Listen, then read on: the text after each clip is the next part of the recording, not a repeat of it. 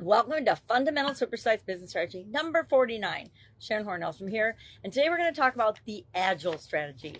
Now, I'll let you in on a little secret. I don't usually call this Agile strategy, but with AI, artificial intelligence, coming online and writing a whole lot of stuff for people and producing content and things, the term Agile has really taken off. Basically, depending on the group that we're working with, or if it's our business or one of my businesses internally, we call it change, the change strategy. Why? Because we want to be agile and flexible in the face of change. And if the change weren't happening, if change wasn't happening all around us all the time, we wouldn't have to be as flexible or agile.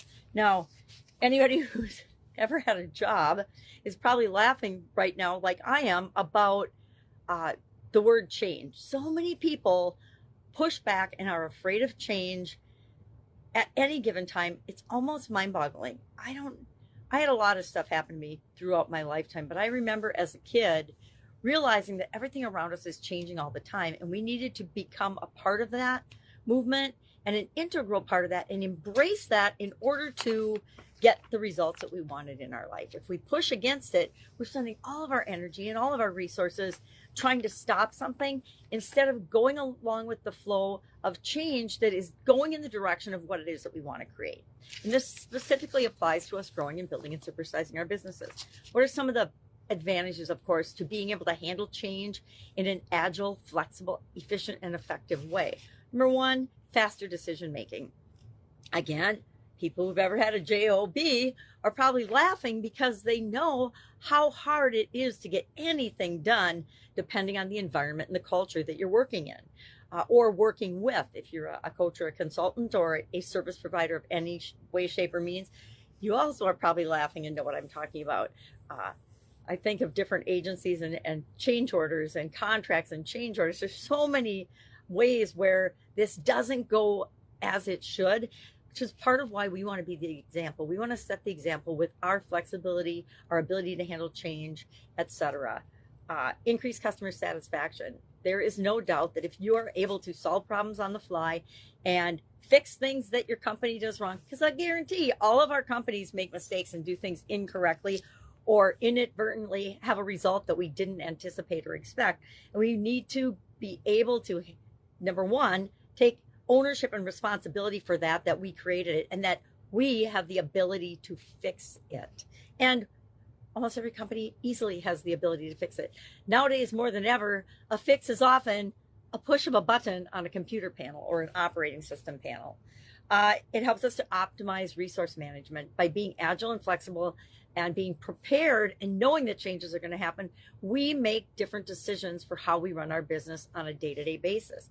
And finally, risk mitigation. If we've got the ability to pivot and change on a dime, we are much more likely to deal with risks that come our way. Think COVID pandemic. The businesses that had open-minded, flexible enough vision to change how they were doing what they were doing during the pandemic survived. Those that didn't and just wanted to stay the same are no longer with us. So what is a process? I'll share a quick 7-step process, and I'll try to be quick on how do we go about adding this to our business if we don't have it already. Of course, the best way to do something like this with all of these strategies is to build them in as you're building your business initially. But most of us are not in the startup stage anymore, and so we have to have a process we can use to actually bring this in and have this strategy be an ongoing part of our business. And watch how quickly it positively impacts every other area of your business. It's kind of like focusing on quality and customer experience. When you have everyone in the organization working in the same direction toward the same ends, it's amazing how quickly and easily things can happen. So of course, our first step of any process is to define our objectives and our goals. Why do we want to be able to handle change well? Some of the reasons I stated, but what are you and your organization's reasons for doing that? What are your whys? Why do you want to do this? What's in it for you? And they have to be specific to your business and your company and your industry, or guess what? As soon as you hit a little roadblock, you're not going to do it. You're going to quit. Secondly, we want to build a cross-functional team. Agile, change, flexibility is all predicated on our ability to collaborate with other functions within our organization, with other people in our same industry with other people in different industries. It's all about communication and having a multicultural, multifunctional team. That doesn't have to be multicultural. It depends on your organization, but it does need to be at least multifunctional, because there are different categories of people that have different amounts of involvement in any type of change that comes down the pipe. So we want to have product owners. Here in our organizations, this team changes all the time based on the change or the challenge or in the environment that we are facing. So we want to have sometimes different categories of people on the team, like product owners. Product or process owners are the people that have to set the direction and the goal and the outcome that we want to have for any particular change that's coming. Then you've got process specialists and the process experts who hold us accountable to being agile and flexible and dealing with change in an effective process and manner. And then you have development teams, or I like to think of them as deployment teams, who on the team are the people that actually have to go out and do all the things that the team decides that they're going to have happen in the organization. Third step, start with small iterations, small changes. As you're creating this process and implementing this process, start with something small. Don't start with a company-wide initiative as your first test of your change management, your agile strategy. I'm begging you, please don't do it, because it will probably not be successful. And then that gives people that are on the fence as to whether they believe it's a good thing or not, or needs to happen in your business, ammunition to say, look, see, we tried it on this gigantic across the board software upgrade process and it didn't work. It took 2 years instead of 6 months like it was supposed to. That's the biggest way to kill any initiative or strategy that you're implementing in your business. So start with something small. Test, tweak, iterate the process until you figure out what works as you're defining the process for your organization.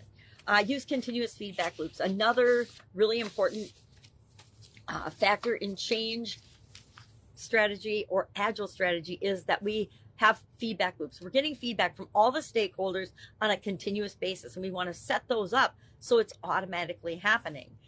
We want to conduct regular meetings to gather insights, to gather feedback. We want to ask for feedback all the time. Why? Because we want to know what's working, because chances are the team that is in charge of handling agile and change for the business, for the company, for the organization, isn't the team that's actually out doing and implementing the things that have to be done in order for the rest of the organization to be involved and stay flexible, agile, and ready and able to deal with change. We want to embrace change and flexibility. I think that goes without saying, since I've already said it about 10 times. Change is inevitable. We can push against it, but guess what? Our resistance only hurts us. We need to flip that on its head. I like to flip a coin or say flip switch. We need to flip our negativity and turn it into possibility and positivity as we are implementing any type of change. And guess what? Good changes have as much stress associated with them as bad changes for our organization as well as for us as individuals. 6, we want to prioritize high value initiatives. I love going into an organization and working with an organization and starting with a small, high priority thing in order to get a quick win for that company, so that they embrace the process, they test the process out on something that's important to them, and that gives them a high rate of return or a high impact result that they've been wanting for a while. And finally, 7, measure and scale your business. Use being flexible and agile as a competitive advantage, because it absolutely, totally, positively is. Use other things and other strategies that we're talking about and meld them all together to create your own unique competitive advantage in your business and in your industry. Any questions? Hit me up. Love to hear your experience with flexibility, change management, agile strategy. Are you or have you incorporated agile methodologies into your business operating procedures to date? Share in the comments below so we can learn from one another. And I will, of course, be with you tomorrow with number 50 of our fundamental supersize business strategies. Have an amazing day.